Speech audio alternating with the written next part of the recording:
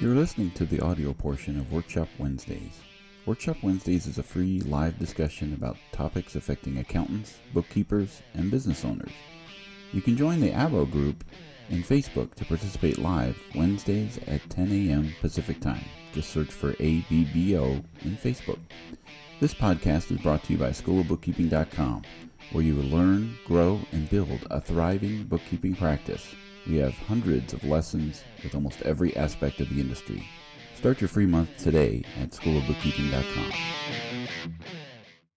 Welcome, everybody, to another Workshop Wednesday, which is casual conversations for serious workflows, brought to you by Schoolofbookkeeping.com, which is all about learning QuickBooks your way, however way you like to learn, right?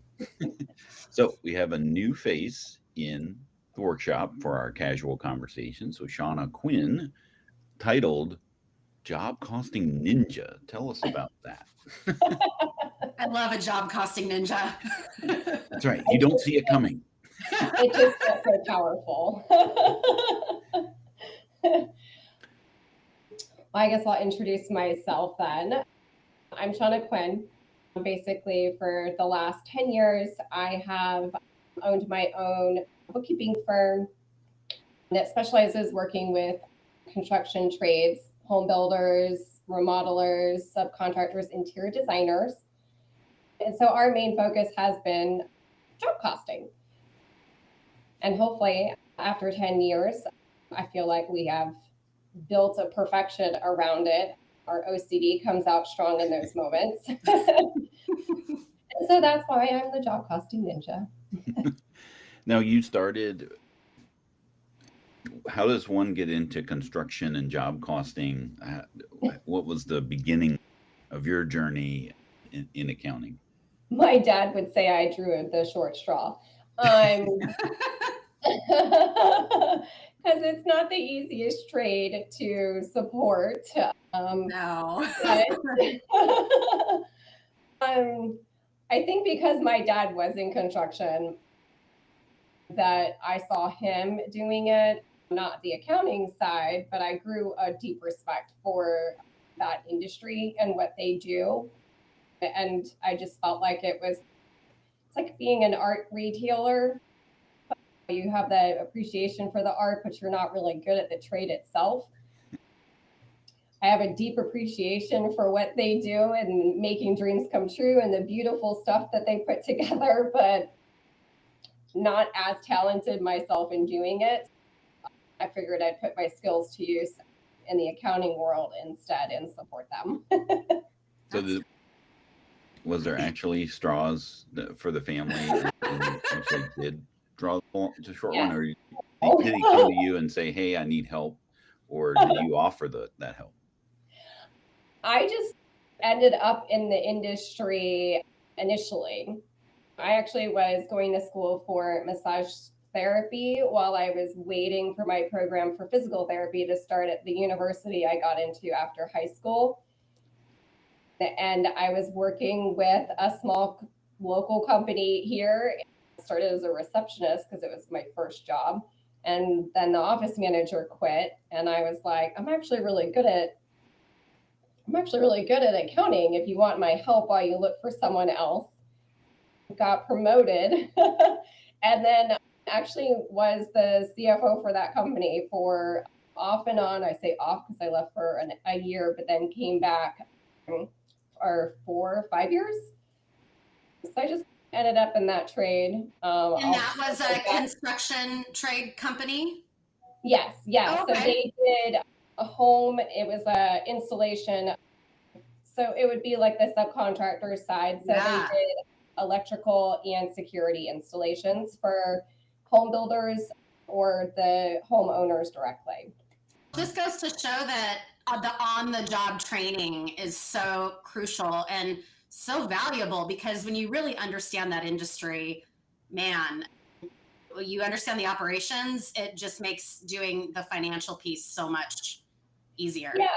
And when I would come home in the evenings or we would have family dinner, my dad was very immersed in his job. So a lot of our conversations circled around the industry and how it was doing and where he thought it was going and the ups and downs of all the individual trades. So it just felt he was now I listen to other podcasts or read a bunch of articles that come out about it. But now back then it just immersed me into it. And so I just, gained respect for it and gain perspective because of my dad. Awesome. Now, Rachel, speaking of industries to get in that are in the deep end of the pool, you manage in inventory and e-commerce and all that stuff. Do you have any clients that are in the job costing space that need that kind of? Not really. And I do have other service-based clients. I have a couple people that have some field services, but for the most part, no. We're dealing with a lot of cost of goods sold. Yeah. But I do know that's a tough industry. And I was just going to ask Shauna, sorry, and maybe you'll touch on this at some point, but my understanding of the industry is that the payments go down the line and oftentimes they have a long delay. And I know that's a tough industry, and I was curious to know if maybe there's going to be any changes to that, or if that's the norm and that's not really going to change. And because that's much different than the point of sale industry that we're dealing with in moving goods. Absolutely. It's really night and day. Yeah, and we're constantly dealing with the struggle of, because the trade in itself has really reduced the workforce wise. So we don't have 50 options for good plumbers. We may in that area have 2 or 3. So you really want to keep that trade happy and that relationship happy too. So that's constantly a battle. It's constantly conversations that we have to have with our clients. I am seeing a big shift from back to T&M and markup. So we're doing it based off of what we're receiving bills on and then adding our markup or margins at the end to send invoices out, as opposed to fixed pricing, especially for some of the custom home builders. And I think that's made it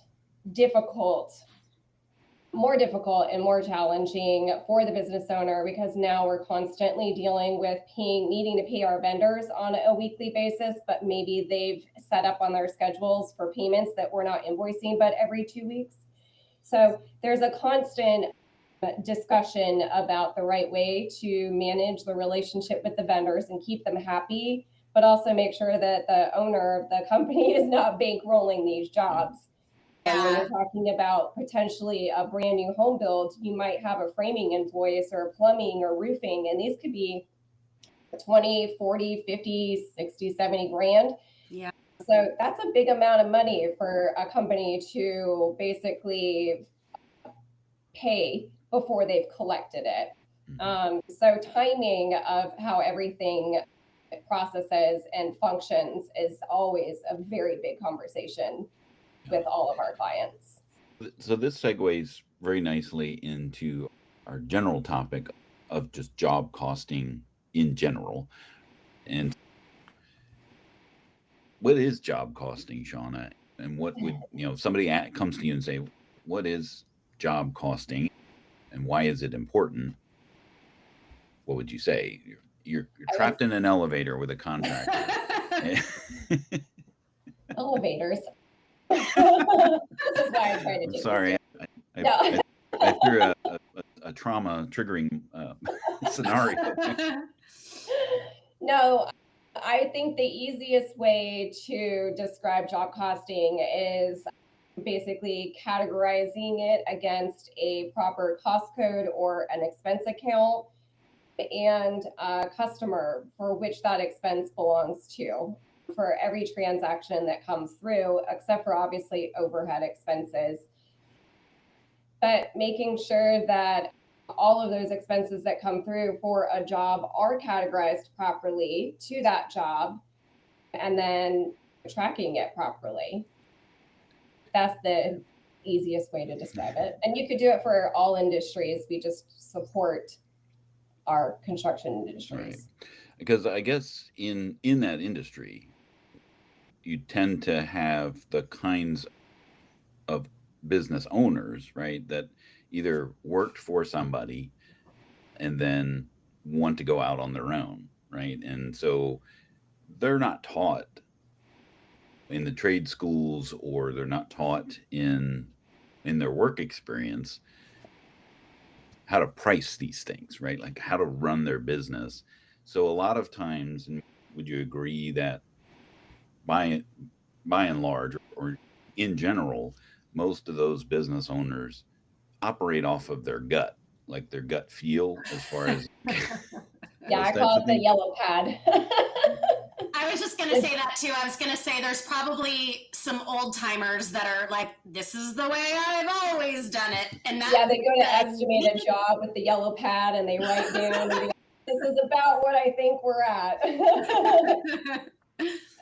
And why this is important is that if you're actually categorizing things appropriately in those, you basically mentioned 3 dimensions, right?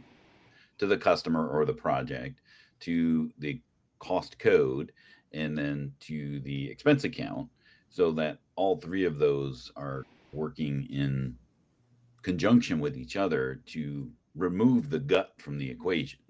Yes. And then they can actually see, yes, Yeah. this was profitable. I charged appropriately. Is that what you find that a lot of construction or contractors get themselves in trouble with? Yeah, I think that's why it's been a good return of the T&M, because it's more in their face.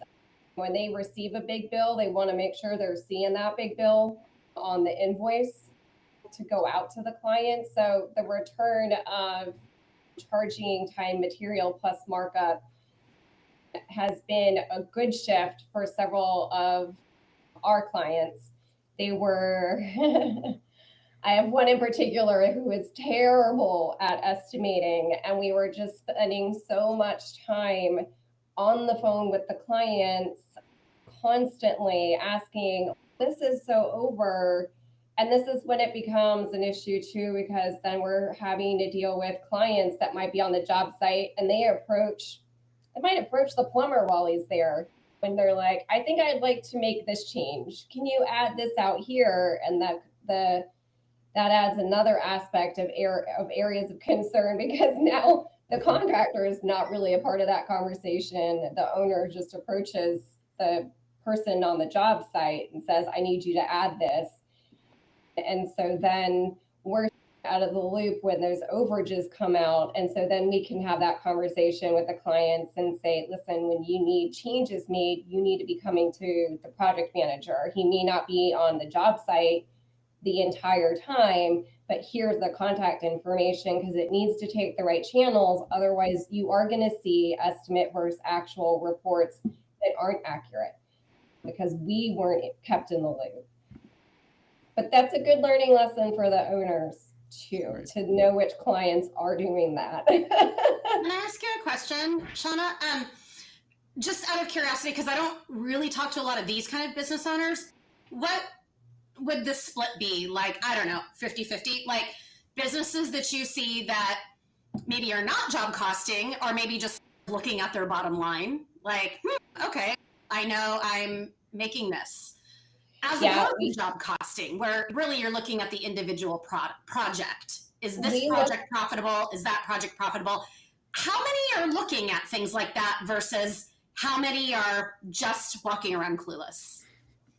I would actually say all of our clients job cost. I will let anyone get away. For that. Even if you have clients that aren't in this industry, we make them job cost. I job cost. But for clients coming in, it has been actually the biggest pinpoint and pain point for them, because the cost for us to go back and say, we've got a year's worth of data.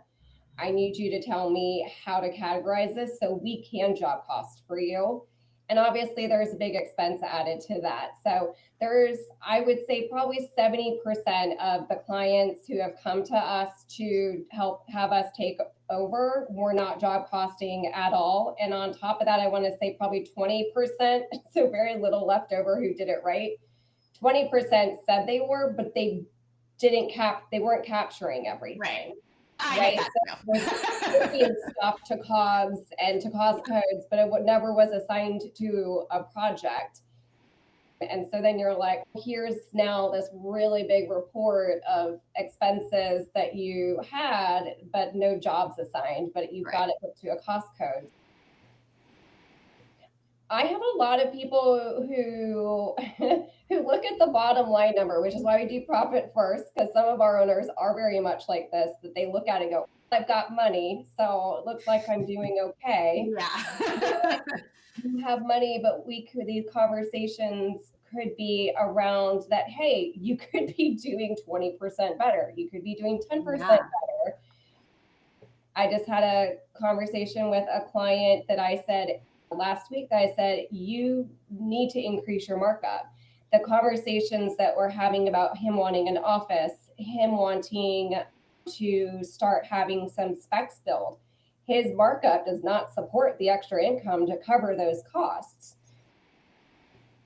and he's not being competitive enough in the area that he is.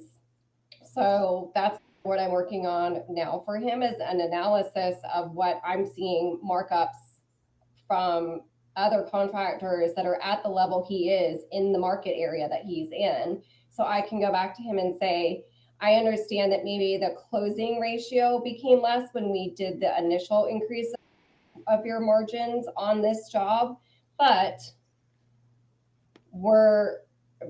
I don't think that you should look at out of those 5 clients that walked away, those 5 potential clients, because overall your percentage is 7% less than what these other people are charging.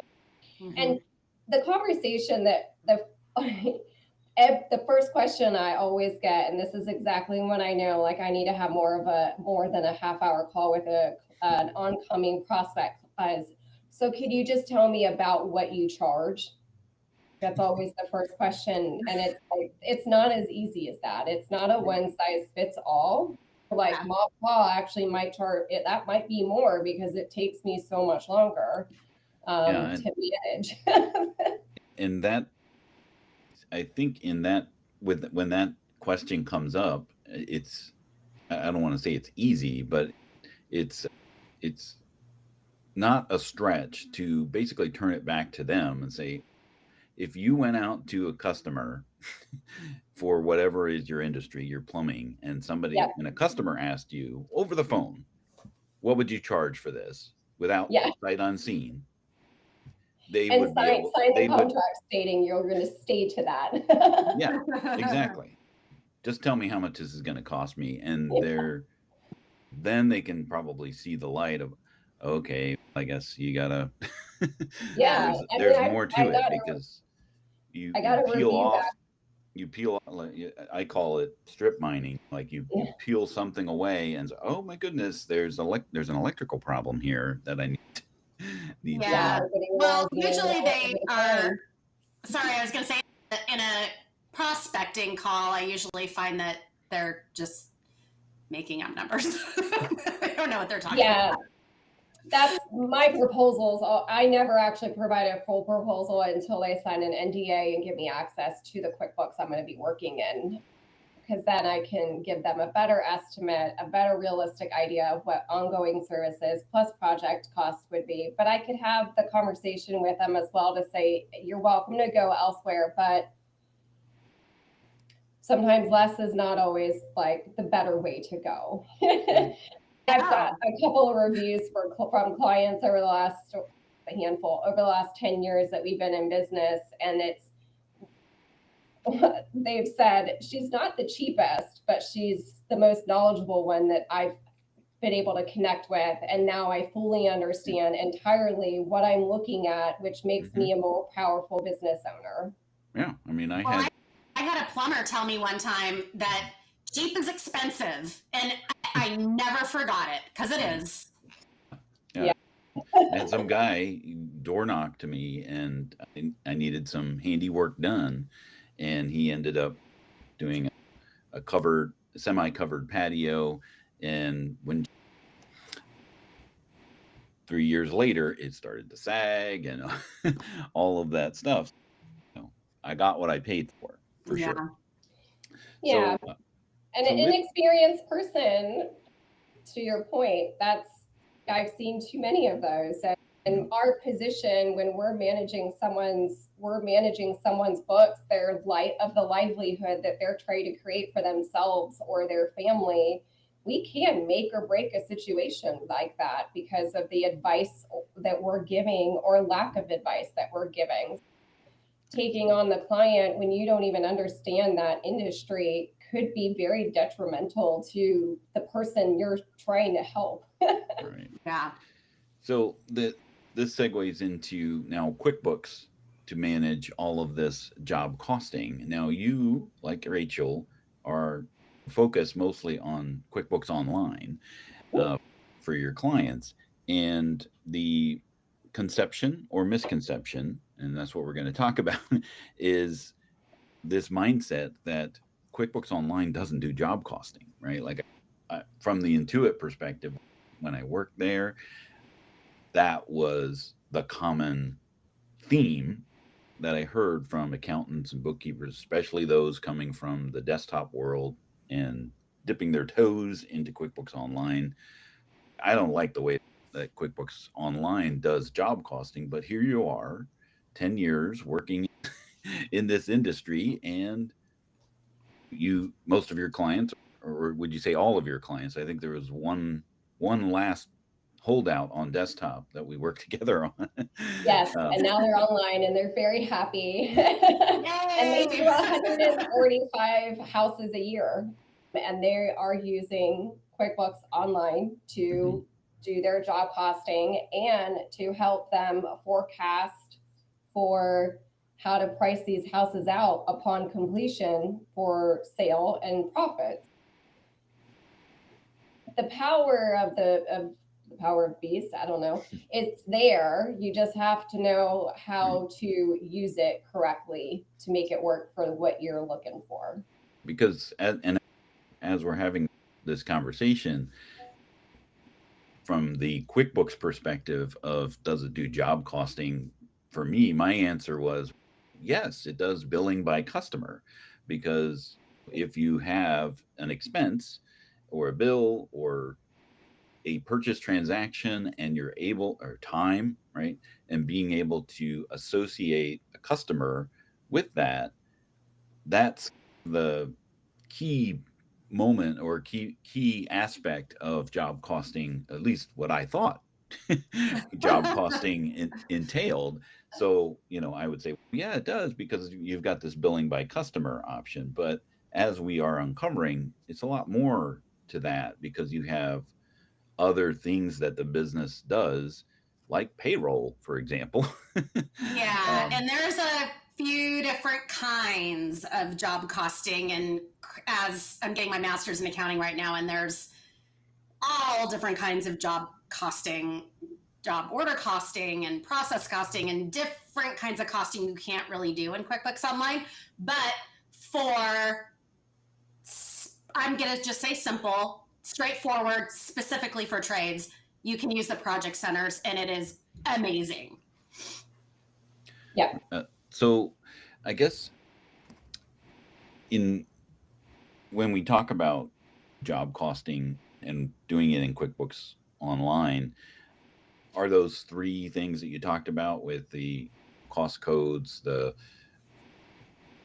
customer job materials, and then those expenses, and then the accounting, the categories, chart of accounts that you're doing, those things work in concert? But do you need other aspects to be able to truly get an accurate job cost, or what have you found?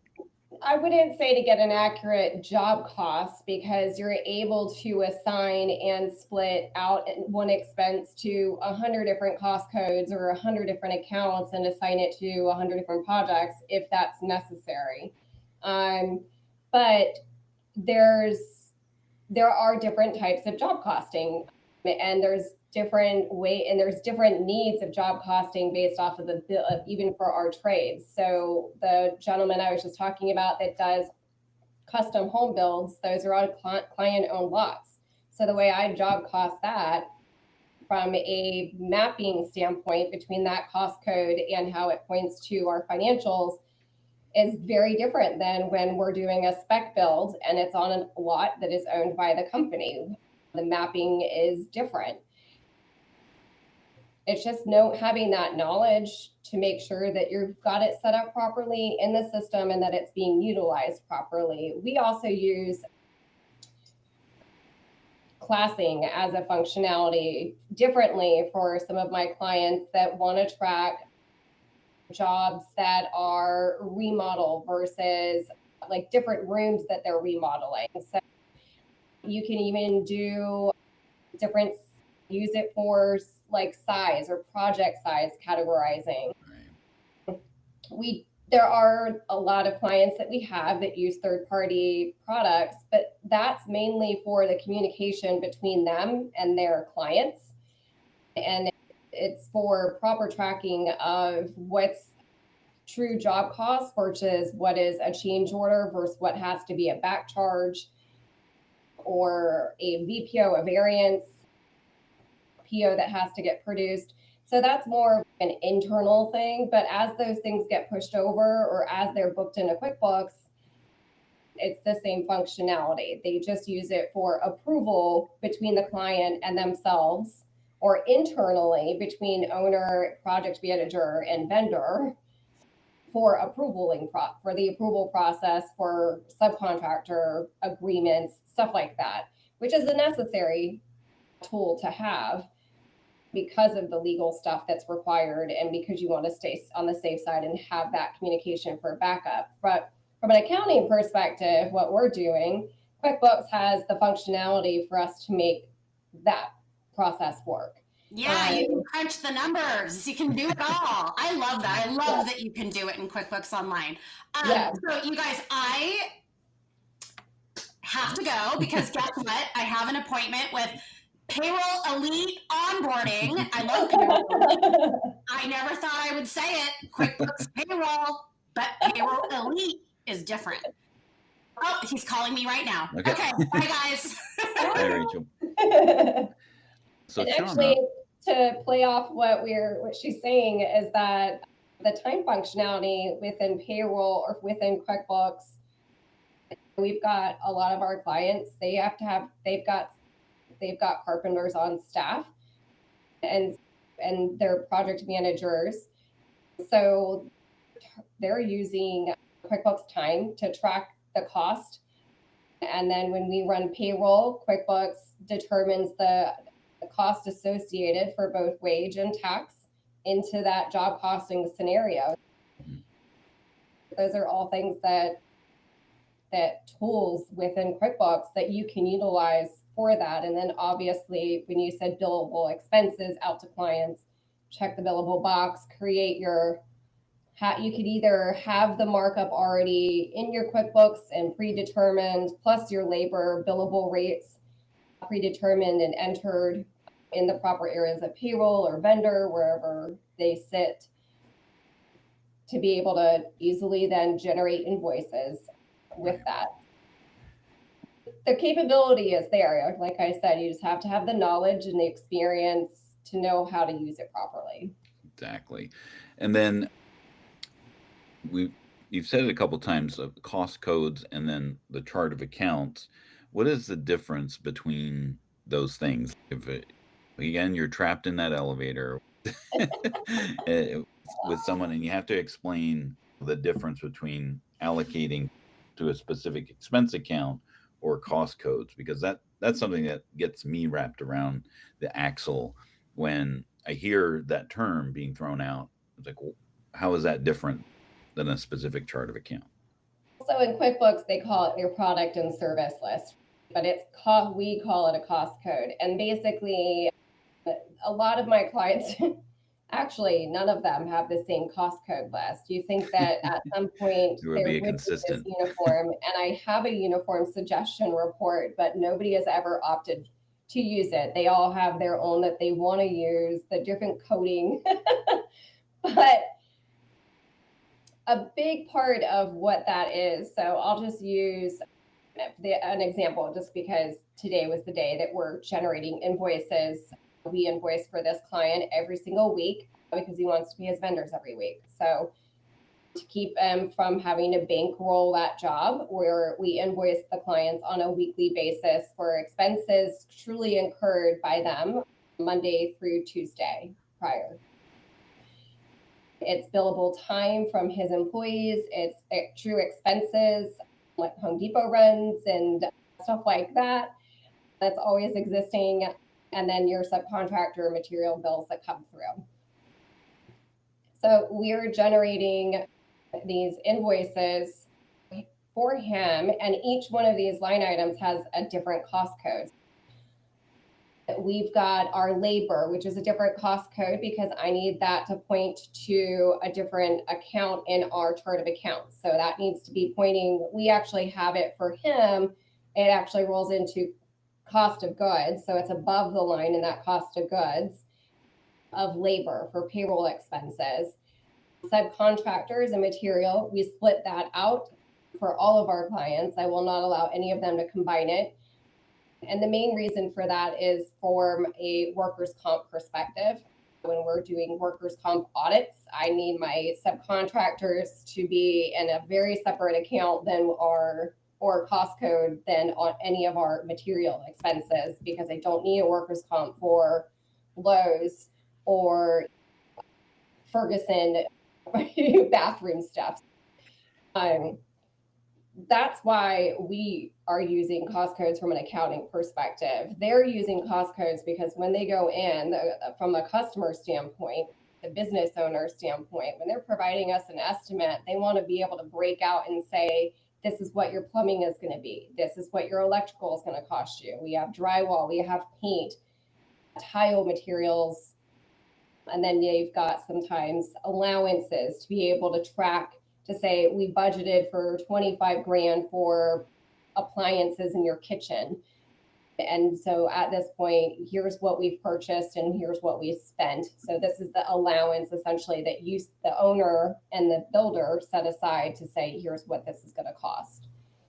So those are the reasons for that. And I have clients that have 80 different cost codes. But out of all of those 80 cost codes, my cost of goods account listings on the P&L maybe only be 5 or 6 at most. So I've got my workers' comp, I've got labor, material, subcontractor, and then sometimes miscellaneous that gets booked in there. It's so that your chart of accounts doesn't have to be 100 long. Although I have had prospects come to me and they have set up 100 different cost of good accounts instead of using the cost of good codes, which is a lot. So the product service list is where the cost codes live, which then feeds into reports inside of QuickBooks so that you can run reports based off of the product and service, those cost codes, and not necessarily need to see all that on their profit and loss, which right, could from be an miles overall long by then. Having 100 accounts under your chart of accounts or under your COGS is not necessary, because I could pull a by job report by cost code from QuickBooks. And I can pull it either from the expense side, or if we are doing T&M plus markup, I could bill it from the income side, which will tell me here's by cost code how much we have billed out to our clients plus that markup. You can see it from both sides, which is also how we internally double check to make sure that we're capturing everything properly as well, to make sure that our line items are totaling the same. So you have guardrails in place so that you can spot the anomalies if they happen to show up. Yeah. Whether it's $3 or a $7,000 charge, I want to make sure my clients are being profitable. And the only way to do that is to make sure we're on our end capturing all of the expenses that should be getting billed out to their clients. Yeah, the reports are only as good as the data that's in them. Yes. Yes. For sure. The project center inside of QuickBooks, I can't remember when it was actually introduced, probably in 2016 or something like that, where I want to say it's like the last year into it was in California. Yeah. That's how I said it. When that first came out, from my perspective, I'm like, all this is doing is just putting things in one place that you could access elsewhere. But since they did that, right, they put things in the project center inside of QuickBooks Online, it's evolved and added more flexibilities and functionalities, and being able to see, now you can, you throw out a jargon term of T&M, so that's time and materials for those those that don't know. But you can go into the project center and see the time cost as it relates to a project, but you can also flip that between the payroll cost and the hourly cost, so you can see as long as you're things. utilizing and entering that data for QuickBooks to be able to calculate it, because there's the cost and then the cost rate that you manually enter. So we calculate that for all of our clients, and we basically take the average amount, assumption of they work 40 hours, what those related taxes would be. And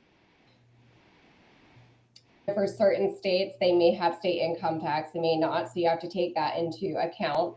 Unemployment always ends at a certain point because they only collect so much. So you have to take that into account. And then we basically use that and what their workers' comp rate is for that role being played, fulfilled, right? Carpenter versus a project manager versus a roofer. They're going to have different costs associated per billable hour, per hour that they're on a job site. All of that gets calculated together to create what that cost rate is.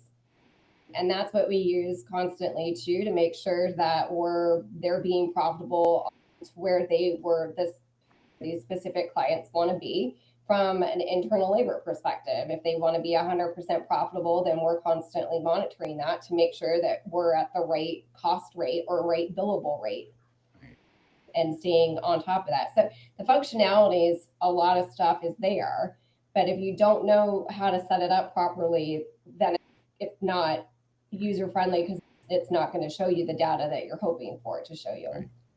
So now that segues really nicely into the future for you, Shauna, and and what's going on with us working together. Is that you have, and you were on the workshop a couple years ago, and I think you first had this thought or this idea of, you've done all this hard work, and it would be helpful if other accounting professionals knew that. You want to teach others how to do things the Shauna way, right? Yeah, I want to empower the other accounting professionals to be able to support these special trades that my firm is supporting. I just have internally grown to a place where I'm happy with where we're at after 10 years, and want to shift my focus to making sure that we're keeping the pool of wonderful accounting professionals full Right. for small business owners in the special trades to be able to work with. So that's my next journey, 10 plus years. Right. So you're in the clone process of how can I clone myself? Maybe my husband would say maybe someone with more hair, but yeah. Exactly. So tell us about your new project. that you're working on, a community, how people might want to work with you on a if they find this niche or this industry appealing, but really don't know where to start, what what's in store for them? So I created a play off of the bookkeeping firm that we have. So it's Bookkeeping for Contractors Group. Initially, our initiative is to help mentor, coach, and provide resources to accounting professionals, whether they are with a firm already or they're looking to go out on the firm and they want to just get into this niche, but to be able to provide them that training to help them get there and feel confident in it. And then down the line, part of this program will also include being able to provide referrals, small business owners of these special trades looking for an experienced accounting professional to join their team. So obviously I need to build the pool and then get our accounting professionals in it, and then I can start pulling them out and providing opportunities for client onboarding. Yeah, because in this niche of general contracting, just to say that there is further sub niches, right? That where you could do residential versus commercial Yeah. or plumbing, like you Yeah. trades, field It's a, service, those types of yeah. things, right? There's a lot, and I've supported a lot of the different types. So I've supported the small subcontractor, an electrician, and a plumber. I have supported a large commercial builder that was doing hotels as investments. So and I've supported a home builder that did 130, 140, 50 units a year. And I support clients that are doing home remodels, small. We support interior designers. The need is there, and I just want to be able to connect these two groups of people together to continue to help this industry be successful from both the accounting standpoint and from a contractor standpoint.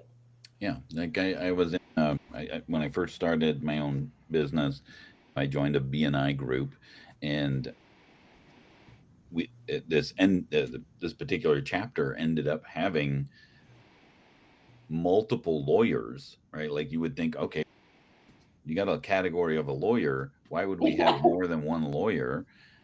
It's because one focused on family law and the other one focused on injury, right? And so if they were to get a prospective client, the injury lawyer that needed estate planning, right? There's the perfect referral. So Yeah. you are essentially trying to do that in your community so Yes. that these practitioners who maybe they specialize in one construction niche over another, they'll be Yeah. able to pass referrals back and forth. It's all going to go through Shauna first, right? No, it's For now, it's it's going to an play through internal on that. community. Yeah. Part of my role in that part of it is going to be, I call them my discovery calls. So I'll manage it the way that I manage the onboarding a client of my own or interviewing essentially a client of my own. I want to make sure that I'm collecting as much information as possible, because just as I want to be able to provide them with a vetted accounting professional that's truly qualified to help them, I also want to be able to provide the accounting professional with a vetted small business owner that's not here to just waste time and try to get as much out of that person for free. They're not. So They're it's not going to saying. go. You're not going to send them the people that say, "How much do you cost?" Tell me, what's your fee? No, both sides will be vetted, and I'll be able to provide as much information to both parties about both parties as possible to ensure that it's a successful fit for both of them. And then how we are working together as far as School of Bookkeeping and Bookkeepers for Construction Group. Did I get it right? Bookkeeping for Contractors Group, but Contractors. yeah. Okay, I'll get it. But how we are working together is we've already got a course library for QuickBooks, but what we don't have is a job costing course. So that's where Shauna and I are going to be working together in November.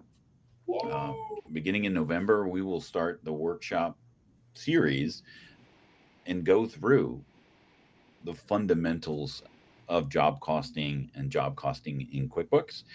So hopefully you'll join us for that. It will be a series and it will be rapid fire. And then ultimately what we'll do is repurpose all that content for a course that you can take at any given time. And then what we're going to be doing working together on top of that is School of Bookkeeping will be the learning platform or the learning course content where Shauna and her team will be doing the vetting, the community, and really getting into the mentoring of that community. Yeah. Did I capture that right? You did. All right. We've got the link. It's up here. You can take a QR code. It's also in the comments there. Apropos, the site is under construction. So, just have a few more tweaks to make. And then in the next couple of weeks, we're waiting for some updated material for our partners for the tech stacks that I've put together as part of our membership program. And so once we have all of that, I didn't want to release a half-done website. I wanted it to be fully ready to go. So yeah, my goal was by the Intuit conference, we had everything updated and live and starting that process. So by the time we start our workshop series, we should have a workable website. So if you're looking at this today and wondering when's this site going to be ready, it should be in November or so. But as we know with construction, sometimes there are surprises. There might be electrical problems to figure out. I think on this side, it's more like the number brain has to transition to a marketing brain, which is a hard shift to make. Look forward to that moving forward. And Shauna, it'll be great to see you at Intuit Connect and everybody that's joined us today. We appreciate you joining us, and we'll look forward to seeing you next time on the Workshop Wednesday. We'll be talking about the new changes in QuickBooks Online Accountant, the new user interface that they teed up last year at Intuit Connect, but now they're finally getting around to it. All right, so we'll see you next time on the Workshop Wednesday. And Shauna, thank you again for coming on today, and we'll see you more in November. Yes, absolutely. Thank you so much. All right, bye now. Bye. And that wraps up another insightful episode of Workshop Wednesday, brought to you by Schoolofbookkeeping.com. We hope you enjoyed today's discussion and took away some valuable tips and strategies to enhance your bookkeeping practice. Remember, if you want to stay ahead in the world of bookkeeping and accounting, be sure to visit Schoolofbookkeeping.com. With a wide range of courses, resources, and expert guidance, you'll find everything you need to sharpen your skills and boost your career. Don't forget to subscribe to our podcast on your favorite platform so you never miss an episode. And if you enjoyed today's show, please take a moment to leave us a review on your podcast platform of choice. Your reviews help us reach more listeners and continue to bring you the best content every week. If you have questions or topics you'd like us to cover, reach out to us on social media or send us an email at support@schoolofbookkeeping.com. We love hearing from our listeners and are always looking for new ideas to explore. Thanks for tuning in to Workshop Wednesday. Until next time, keep learning, keep growing, and keep excelling in your bookkeeping journey. I'm Dan DeLong, and we'll see you next week.